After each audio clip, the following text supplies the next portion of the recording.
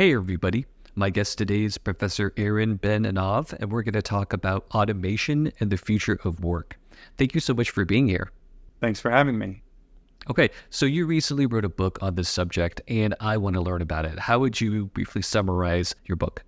Wow. It's never so easy to summarize a book, but I guess it's a book about the big visions of the future that we've been getting, not just from Silicon Valley, but also from leading futurists and economists and other commentators who say that we appear to be poised on the edge of a precipice, that, technology is just changing so dramatically. When I wrote the book, I actually wrote it before ChatGPT came out. So at that time, all the excitement was really about robots and about machine learning. And, the kind of excitement about that died down a little bit. And now with ChatGPT, we see this kind of huge excitement about artificial general intelligence, maybe going to come out of generative AI applications and so on. So on the one hand, I was writing about the really big utopian visions that you find in some of these accounts of what the future could look like. And the big argument of the book, what makes the book unique, is that I contrast those dreams and visions, whether they're in print or on the floors of, big technology expos. I contrast those visions to what we've actually seen in the economy. And I showed that in reality, the economy is just, it's not pressing forward with the extreme excitement and growth that we would expect if we were living through an era of immense technological change like the one we're being kind of sold by Silicon Valley. So the book is a lot about the contrast between sort of discourse and reality, and asking questions about what that means. I would say a big part of the book is about saying, look, there are a lot of problems in our economy, rising inequality, a lot of job insecurity, although that's been a little tempered since 2022 or so. And a lot of the technology theorists, automation theorists, they are really saying, look, really rapid technological development is what's causing these problems. So they say what's causing rising inequality is just technological change, for example. And my book is part of a kind of a critical take on that, to say, look, actually, maybe inequality is due to other phenomena besides rapid technological growth. And maybe one of the biggest points I make is to really contrast the story, this excitement we have about technology, with a problem that economists have identified called secular stagnation. That it feels like everything is speeding up, but all the evidence we have about the economy suggests that the economy's actually been slowing down a lot. That the problem hasn't so much been a rapid pace of technological job destruction, but really a really slowing pace of job creation. So those are some of the themes, I would say, and arguments of the book.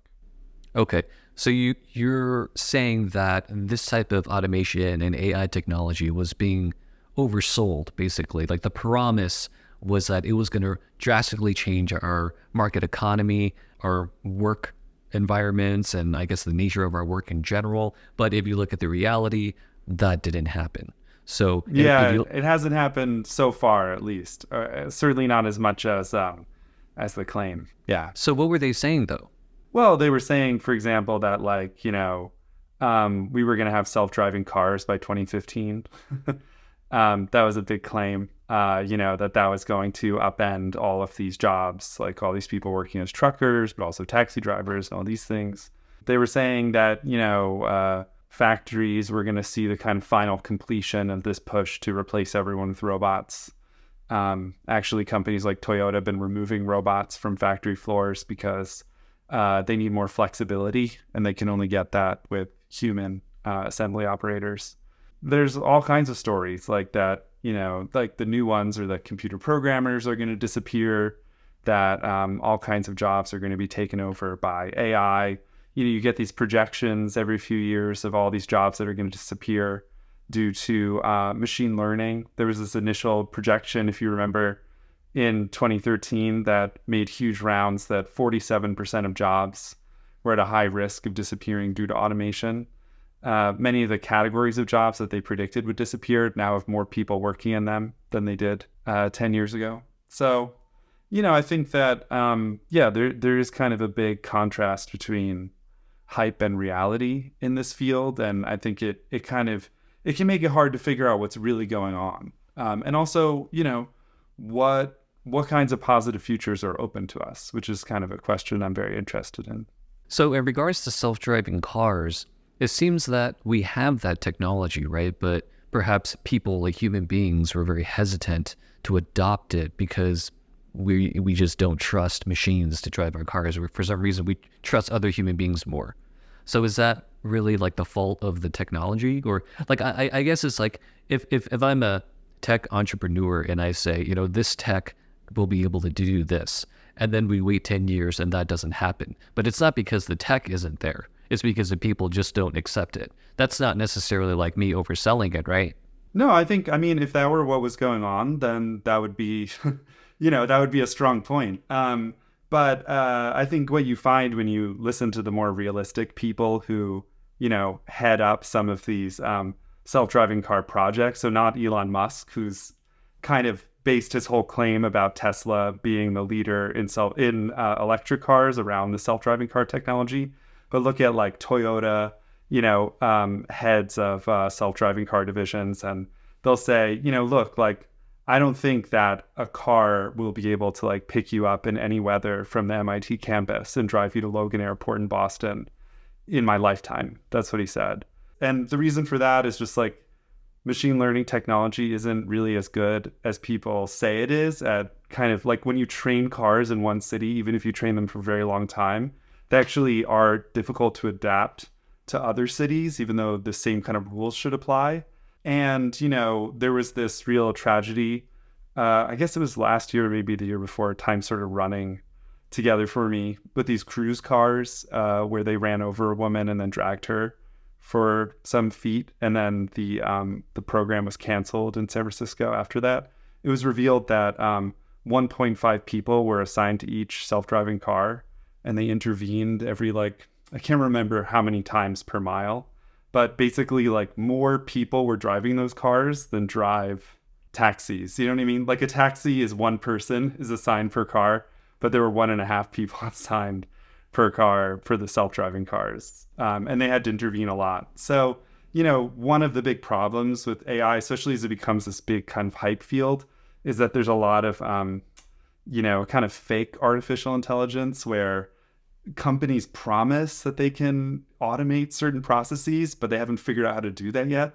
So they actually pay people often in foreign countries where they can be paid a lot less money to kind of do the work that eventually they claim will be done by automation or AI, and they haven't yet figured it out. So self-driving cars is like one of the big examples. There's even a little bit more to it. Like, a lot of the promises with something like Elon Musk's program are really about self-driving cars that are just based on cameras and other kind of sensory devices.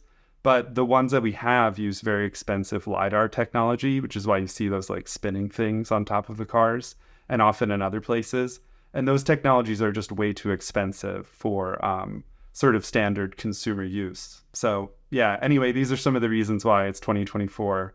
And yeah, I don't really think that the main problem is just regulatory for that. I see. Okay, so then the technology just isn't there, at least not yet, right? So in that sense, they oversold this technology.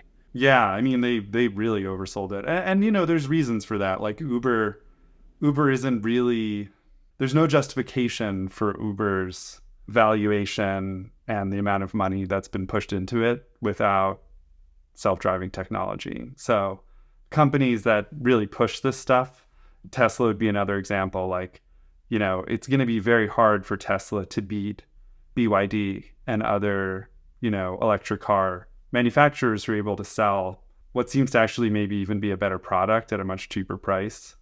So Tesla's another company where there's been a lot of claims about this technology. It's the thing that justifies the valuation. So if those are the people we're listening to, we're going to get a very distorted view. I wonder if this is, if this is another example of, I guess, like the pendulum swinging the other way.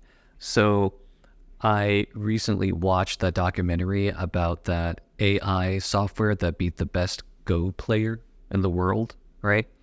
And I felt like that's one of those instances where people were perhaps shocked that AI could be that good, right? And Yeah. like we actually had to see it in action before being convinced that anything like a computer program could beat a human being. Because for some reason, we just think that we're all that and a bag of chips, right? We're just so awesome. No computer can beat us at anything. And then, this computer program beats this Go player. And we're like, whoa, that's amazing, right? And before that, a computer program, was it Deep Blue, beat a chess player. It's like, oh, whoa, that's amazing. So now we take those lessons and we think, oh no, AI is going to be super smart now and it's just going to rule the world. So like the pendulum has swung to the other side entirely. You know what I mean? Do you think that that's what's going on? Yeah, I mean, I think that's part of it. I think that, if you look back throughout the 20th century, you'll see that that is a very common occurrence. Like there were expectations that we'd have a fully automated economy in like the 20s and 30s, again in the 50s and 60s, again in the 80s. So periodically there are these waves of excitement about technology because technology will achieve something, like you've said, that it's never achieved before. I don't know, imagine what it was like for people to experience electricity for the first time, light up a city at night. I mean, they must have been like, oh my God, we can do literally anything. But it turns out that the gap between the achievements we have and the achievements that are projected are enormous. So, I think his name is Marvin Minsky, was one of the originators of AI in the 1950s. I might be getting this a little wrong. But, he said we'll solve this problem in a decade, and they had, like, think about what it was like for people to have computers for the first time, like electronic computers. I mean, it must have just seemed so amazing. Like we could do anything, but it turns out that we could do a lot of things, but we couldn't do all the things that were expected. And so part of, what I do in my work is to really contrast. Yeah, I think it's important to use real evidence. And so a lot of the evidence I have comes more from economic statistics. Like, what are we actually doing? How is our technology actually advancing? Not when it's on the showroom floor, but when it's like put into a factory. How are those kinds of technologies diffusing through the economy? And again, what you see is that these kind of anecdotal examples we're talking about also, look pretty similar in the data. There's this famous line from Paul Krugman where he says about the internet that, he doesn't think it will have that big of an impact compared to the fax machine, which is an insane thing to say. Like, the internet has changed our lives, right? But actually, the economy, productivity grew a lot faster in the era of the fax machine than it did in the era of the internet. So there's something going wrong with the translation between all these incredible technologies we have and their actual ability to, like, pump up the speed of growth of the economy. That's kind of the paradox that my work investigates. And there's actually a name for it. It's called the Solow paradox, after this famous economist, Robert Solow, who said, we see computers everywhere except in the productivity statistics. Interesting. Huh. I've never heard of that before. Why would that be the case? Like, how is it that the internet has not led to more economic growth than the fax machine? Yeah, I know, right? Well, I'm not saying that the fax machine was really responsible for the growth in the earlier period, but it is true about these two periods, like the 80s versus, I don't know, let's say like the first decade of the 2000s. And the reason for it, I think, is you have to abstract a little bit away from things like the fax machine and the internet. And what you have to understand is that our economy used to be a manufacturing-based economy for the most part. And so a lot of the growth of the economy came from, improving technology in factories. And the thing about factories is that they're very super contained environments where the whole point of it is to make something as homogeneous, like as standardized and controlled as possible, so you can do it just more and more and more quickly over time, right? And there's other things, like there's economies of scale in manufacturing. Like if you had to make one washing machine versus making 1 million washing machines, like you're going to make each washing machine out of that million, you're just going to make a lot more quickly for a variety of reasons. But Some of them have to do with like these scale economies that result when you produce things in massive quantities. It turns out that a lot of what's happened to our economy is we've switched from being a mostly industrial and really manufacturing growth based economy to a very services based growth economy. And services are much less standardized and homogenous in terms of how we carry them out. And so there have just been really big limits to how much more productive we can make workers in that field. So, and often the technology we bring in, it might improve certain aspects of the service, but not in ways that really increase the productivity. So like, let's say that there's been, I don't know, technological advances in like heart surgery, right? So heart surgery, like maybe there's certain kinds of operations they can do now that weren't possible in the past, or maybe there's higher success rates for certain things than there used to be, right? But it's actually still the case that doctors can only perform a few surgeries a day, right? Like you don't see that process where doctors go from performing, 2 surgeries a day to 200 to 2,000 to 20,000. So like blah, blah, blah, blah, blah, and on and on and on. And that lack of that kind of like super exponential pattern of growth, we see that across a lot of services. So we might be bringing in a lot of technologies, but in a surprising way, they don't have this kind of compounding productivity effect that technology had when we were mostly a manufacturing-based economy, if that makes sense. Yeah. Interesting. Okay. So part of your book is saying part of your book is making this empirical claim, right? You're saying this is what people said in the past about AI and automation, but their claim's a bit false. They oversold this technology. Okay. But that just seems to be an issue of time, right? Like we're eventually going to have self-driving cars. Like I don't see why that would be technologically impossible, right? Right. So how do you think that is going to affect the future of work? Yeah. I mean, that's an interesting question because I think then we're talking about what timescale, right?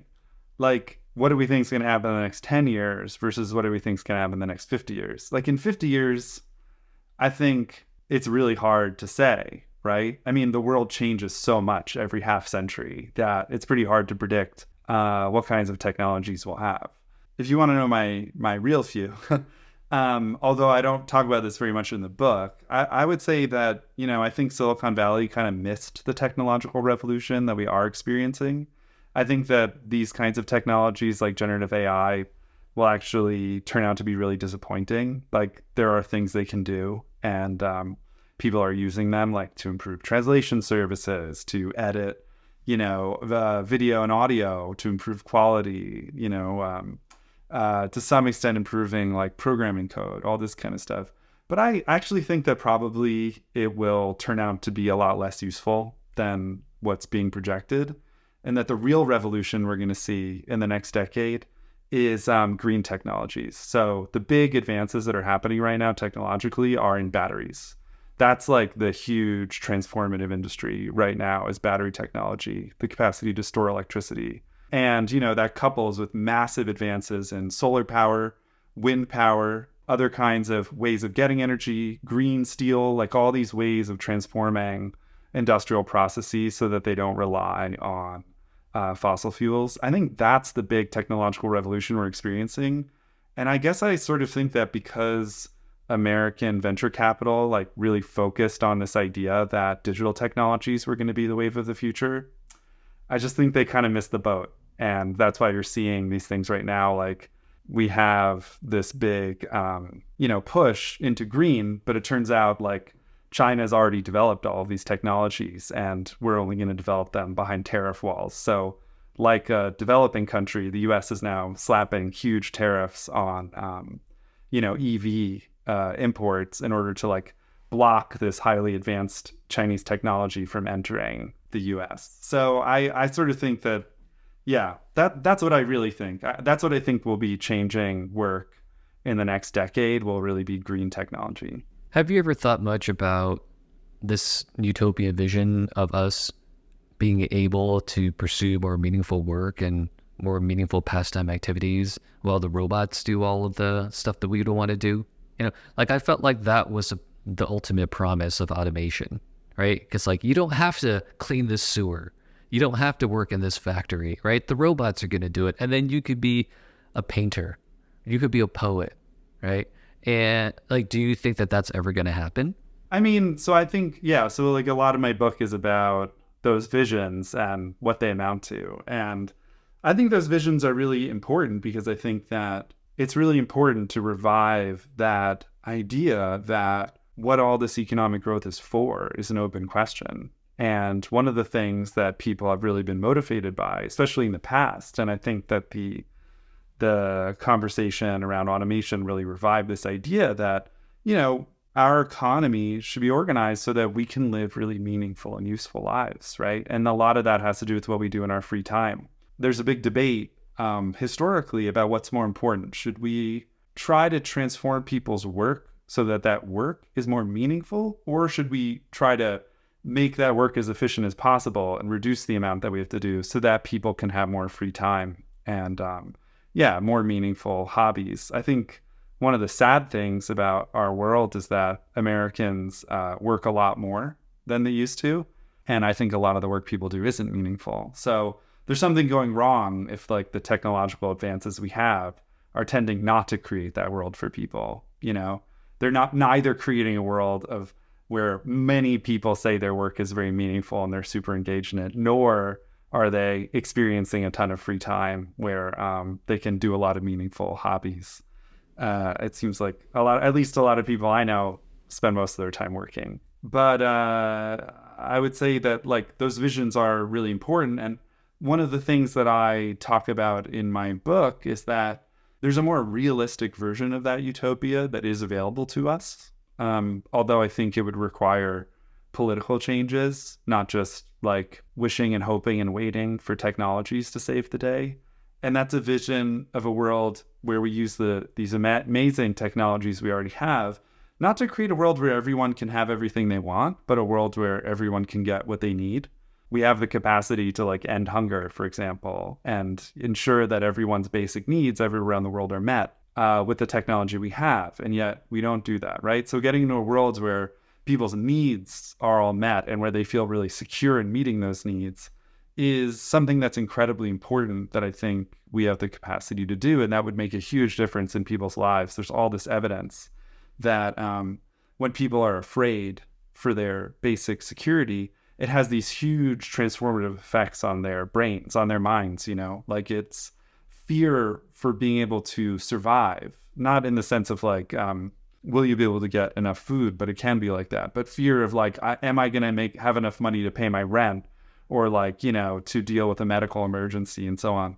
Those kinds of things, you know, have the same effect on people's minds as like going an entire night without sleep. It's very stressful, you know, and it takes up a lot of your mental bandwidth to have those kind of fears. So I think we could live in a world without need, even if we probably can't yet get to a world without want, as it were, you know, where every want you have can be satisfied. We can get to a world where all needs are satisfied. And I would say the other thing, we probably can't get to a world where you don't have to work, but we could certainly get to a world where you don't have to work as much, right? A world where people have free time, and especially a world where people have shared free time. Because one of the things that's really unfortunate about our society is that a lot of people have free time not when other people have it, or only like late at night when they're very tired. And those kinds of things make it hard to develop shared pursuits and pastimes, you know? So the Surgeon General or whatever, you know, he just announced like this big problem in America is an epidemic of loneliness, you know, which is a really sad and scary thing because there's evidence that like the lonelier you are as you age, the lower your life expectancy, you know, that having social connections is really important for living a long and healthy life.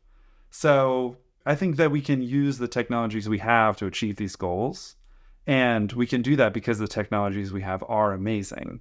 And I think we don't need to wait around for, you know, AI to deliver the capacity to not have to work and to have every need, you know, every want and wish people have met.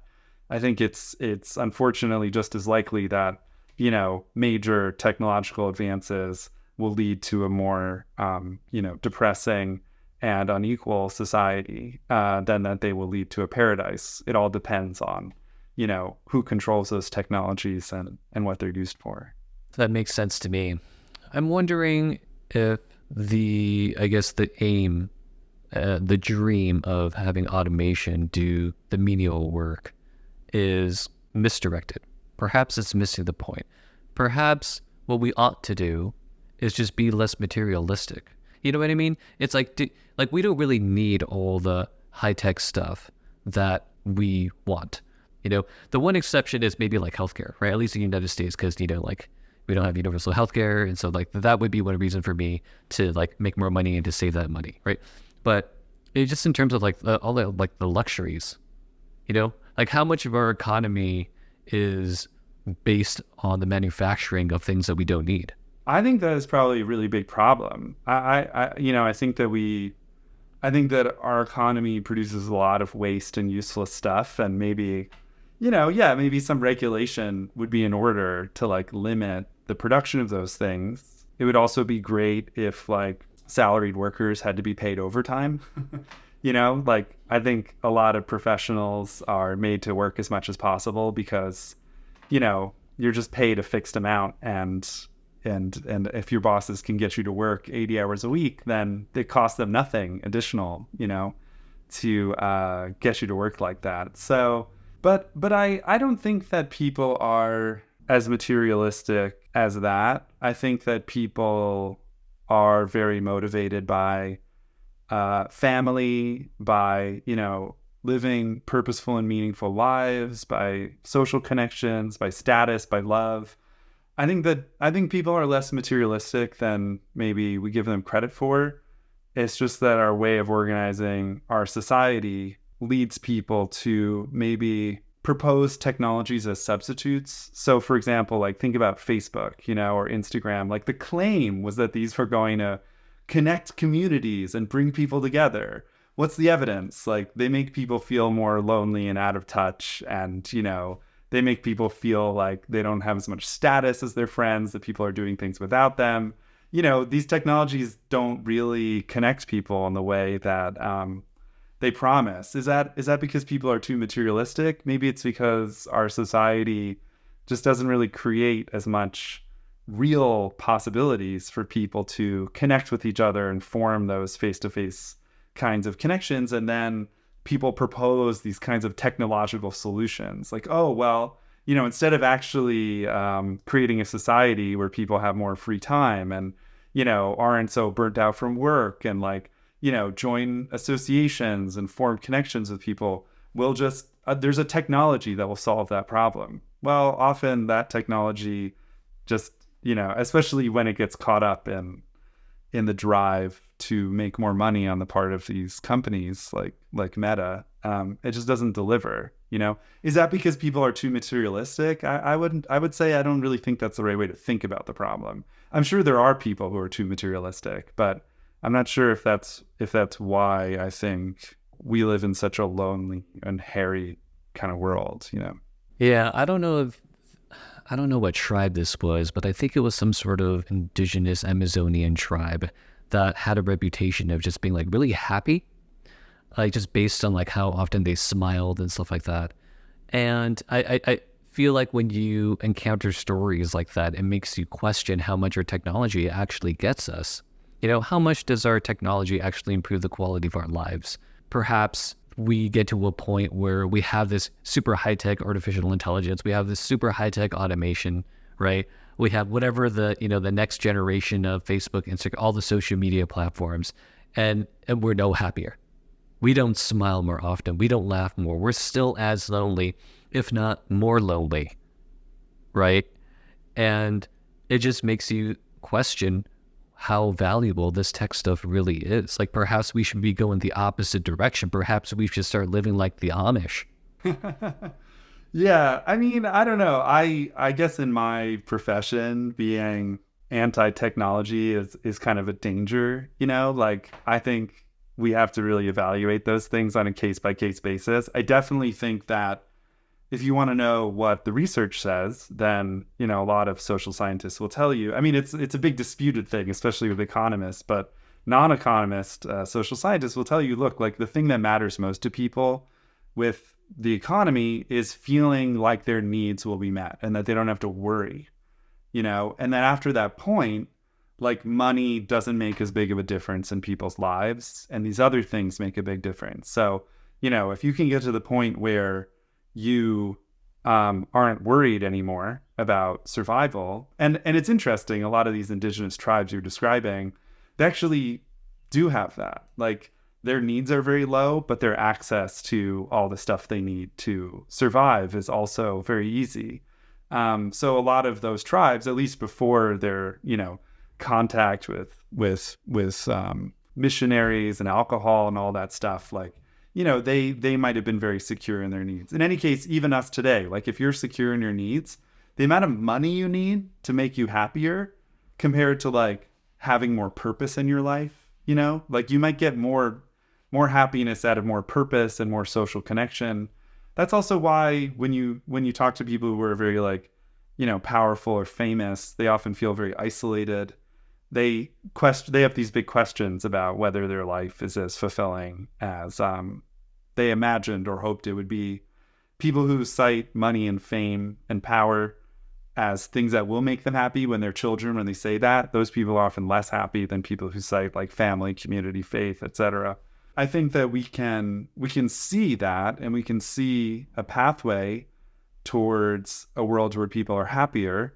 And at the same time, we can say that in that world, it would be great to have green technologies that, end our reliance on fossil fuels. It would be great to live in a world where people with debilitating diseases or disabilities can, have technologies that help them survive and integrate. You can imagine tons of technologies, some of which we have, some of which we haven't developed yet, that would make a good life better, And then I think we can maybe try to differentiate those, like I was saying, from technologies that try to solve a social problem and don't do it in a very good way, So like Facebook for loneliness, that turns out not to be a good tech solution.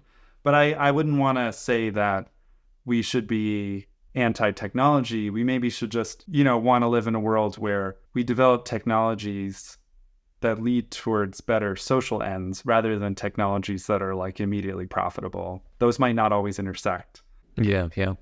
And my comment about, healthcare, it may be just technologically that if you want advanced healthcare, the rest of the economy is going to be technologically advanced too. So it's not like we can just live like the Amish and have access to high-tech, high-tech medicine, right? Yeah. So, one thing I'd be curious what you think is that sometimes people say that fantasies about technological change right now tend to fall into like one of two categories. One is like mommy technologies. So like a lot of people imagine, like a lot of Silicon Valley stuff seems to be like, remember what mom and dad used to do for you and you didn't have to worry about? What if we had technologies that made it so that you still didn't have to worry about that? Like it would make your bed, it would fold your clothes, it would make you dinner. You know what I mean? It's like technologies that like bring you back to that world of like, a childlike innocence of chores, something like that. And then the other thing that's like a little scary is like technologies that, a lot of people say the thing about generative AI is that it's the opposite of the positive utopia you described. Because the one you described is like, what if these technologies could do all these menial tasks? And then we could spend our lives as artists and, as writers and so on. And what OpenAI is promising is a world where the computers are going to generate art and music so that we can continue to work our boring jobs, So, but what's the point of that? Like, why would you want to work a boring job? yeah, well, I'm saying, that's not, those are both kind of like, they're funny fantasies in a way. That seems to be a little bit disconnected from the positive kind of fantasy that you're trying to describe. Yeah. So I'm glad that you mentioned OpenAI. So you said that you wrote your book before ChatGPT. Okay. So now that you have the insights of somebody living, a number of years later after the book being published, do you still think the same things that you thought while you were writing the book?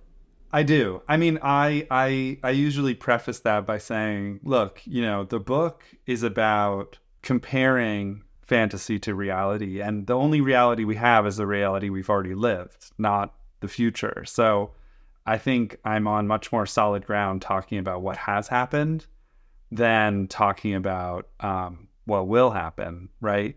But I would say that it's been a few years now, and it really depends with OpenAI. It depends on where you look. Like, if you just read the press releases and the stuff they're saying, you're like, oh my God. I mean, I think people who think the technology is amazing tend to say something like, they're just getting started, like this is just the beginning. And I mean, imagine where they're going to go from here. And what the critics say is, this is an old technology. They figured out a neat trick to make it work better. And there's nothing else in the tank. Like, there is no ChatGPT 5 isn't going to be super better than ChatGPT 4. There's no way that they're going to resolve or they haven't figured out literally any progress on the hallucination problem. So, the so-called hallucination problem, the fact that these things make up all these answers when they don't know the answer, because, these devices just fundamentally lack a capacity for like reasoning. And whatever, we can talk more about what exactly that means. They are essentially advanced statistical tools for guessing the next word in a sentence. They don't have the kind of what we have, which is a capacity. We both, predict things, but we also have reason and causal understanding. So we know what's true and false in a way that that generative AI just simply doesn't. So I don't think that it's going to be that much better over time. And I also think that what's surprising to me is that we're now like a year and a half into this. There's no killer app. Like, no one's come, and the devices that people have built have been jokes. Like, they just don't even work at all. Yeah, it's kind of hard to see the justification for like the valuation of NVIDIA and the amount of money companies are spending on this. If you read the Wall Street Journal rather than like tech news, you'll see a lot of stuff about how companies are having a lot of trouble figuring out how to make money with these technologies when they actually implement them. And so, I think there's reasons to be skeptical. The caveat is that so much money is going into this field now. There might be a genius out there, like some Albert Einstein level intelligence, who's awash with funds, who developed some incredible thing that none of us expected. But I would say that if that happens, it will be something that takes us off of the trajectory we're currently on. Because the trajectory we're currently on, in terms of its economic applications, is just a lot less than what you would imagine. Maybe you're skeptical, but we can see what happens. Yeah. So what jobs do you think are going to be eventually replaced by AI and automation? Yeah, that's a great question. So, the thing is that what the research on computer technologies has so far shown is that computer technologies tend not to get rid of jobs. They tend to change jobs in ways that make them require more skills. It's called skill-biased technical change. And so whenever you meet someone who makes a big claim about how computers and technologies are getting rid of jobs, it's really important to ask them what jobs have already disappeared. And what you'll find out is that like there really aren't that many. And even some of the jobs that you think should have disappeared, like they haven't totally disappeared. Like meter readers, like utility meter readers is one. Movie projectionists. An old one is telephone switchboard operators, elevator operators. Like, there are jobs that have disappeared, but the number is in the tens, which is crazy when you think about it. Like, when you read these lists, you'd imagine that there would be these lists of like hundreds of jobs that have been annihilated by these technologies already. But you just won't find it because a lot of these jobs, what happens, as I said, is that the mix of skills in the job changes. So, for example, like, it's really unlikely that computer programmers will go away, but some of the mix of skills and daily tasks of computer programmers might change. The real question you want to know is not whether a job will disappear, but whether the number of people working that job is going to tend to increase a lot or decrease a lot, right?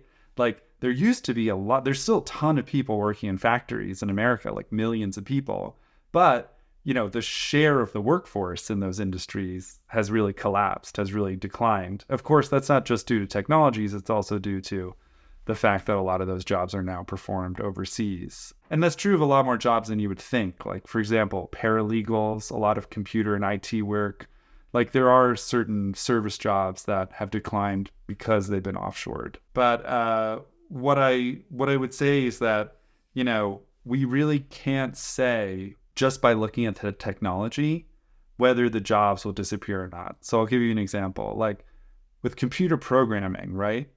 Computer programming is very expensive. Like writing programs and, transforming software is very expensive.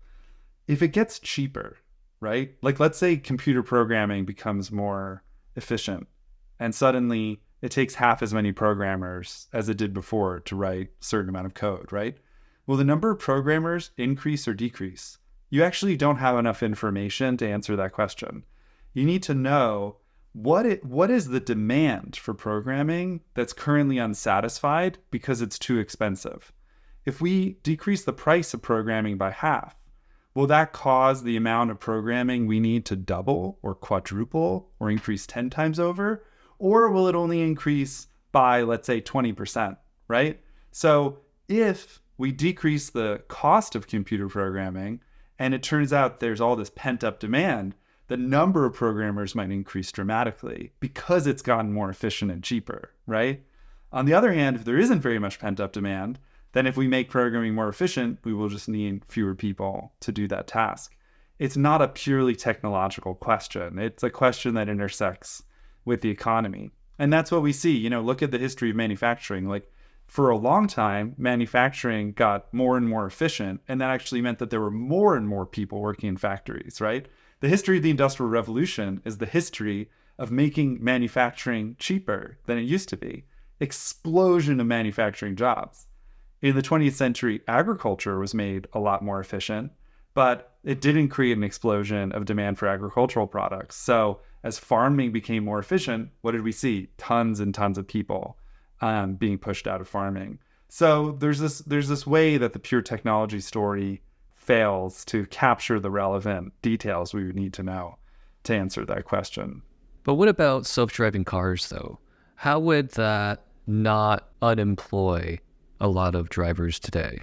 I think that's a really interesting question. So probably you're right. Like if we got fully self-driving cars, that would get rid of a lot of jobs.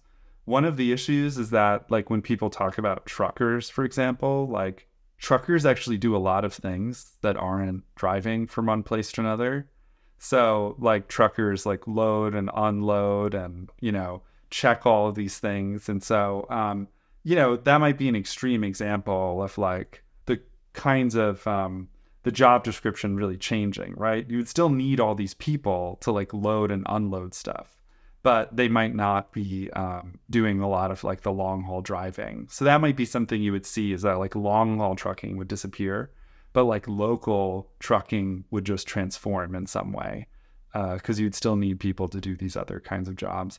But I think that's a great example of something where, if we got the self-driving technology to be really good, that might lead to a very significant amount of job loss. But I think it's also an example people use a lot because, it might be a more unique example than you think, Like, for example, I don't think anyone thinks that programmers are going to be fully automated or that a lot of other jobs could be fully automated in the way that, like, long-distance driving might be.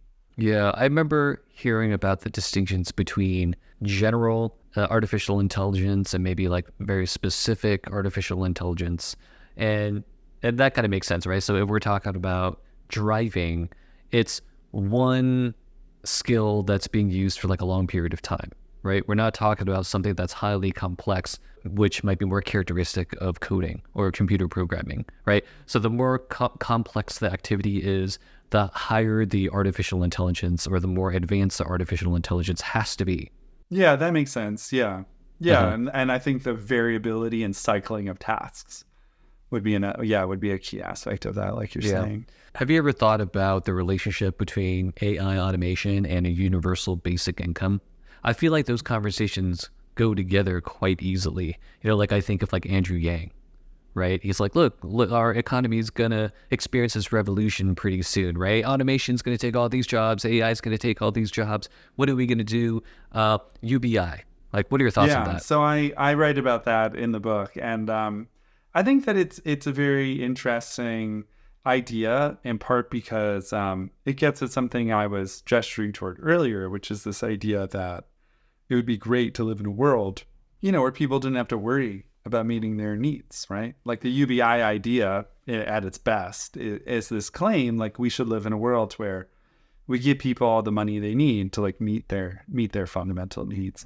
And that would be a huge change for humanity. It would be something that would like release all of this mental energy, that people could have to free them from worry. In the book, I point out some reasons why I don't think UBI would be the silver bullet that some of its proponents claim, in the sense that it would like solve all these big social issues. And there's two reasons for that. One is that the story that connects automation to UBI really depends on those technologies being like an engine of dramatic economic growth in order to make available this potential for UBI. So like, if it were the case that we lived in a world where, the economy was just galloping forward because robots and computers were just replacing all these people and making it possible for us to produce more and more, without any human hands, then the problem we'd have is just a distributional one. Like there are all these people without jobs and all these goods and services we're producing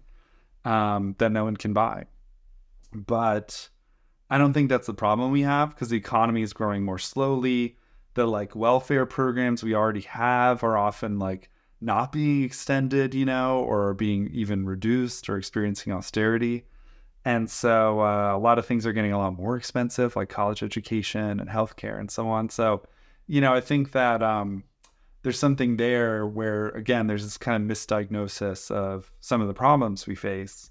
I think the other thing is that, if you have the account like mine, where the economy is actually now growing super fast, the thing you need is not just to put money in people's hands. You actually really need to get the economy to produce things that it isn't producing on its own. So, for example, like it is getting really expensive to live in cities right now. Rents are very high.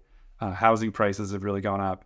In the end, we need to just build massive amounts of housing to satisfy that need.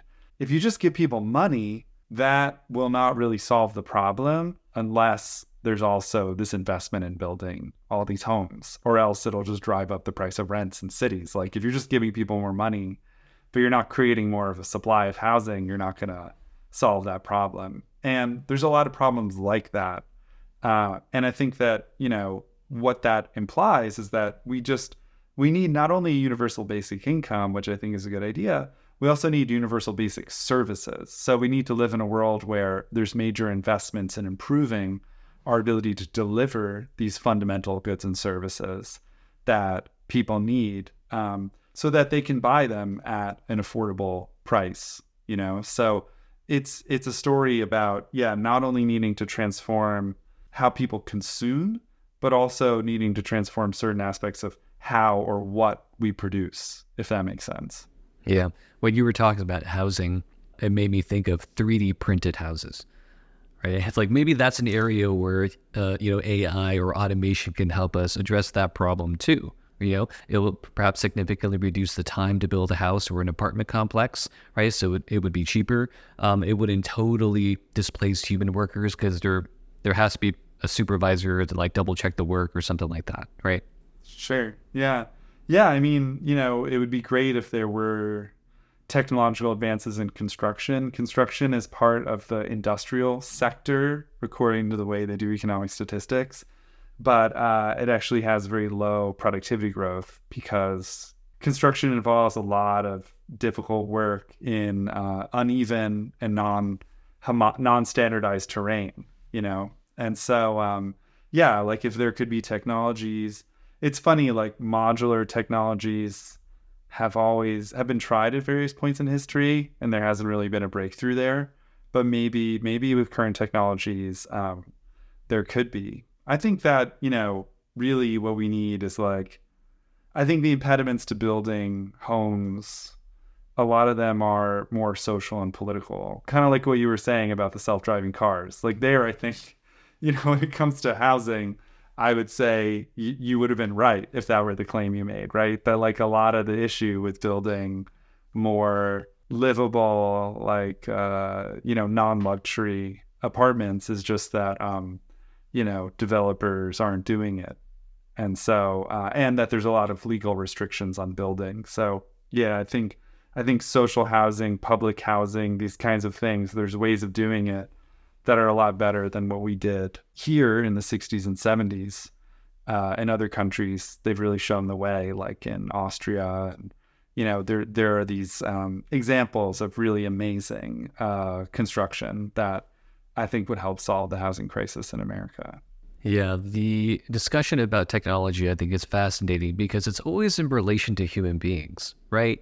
Like, there are certain issues that can be solved via technology if we're just talking about technology, right? And we isolate it from politics and we isolate it from human desires and trust, right? So, I'm going to go back to the self-driving car example.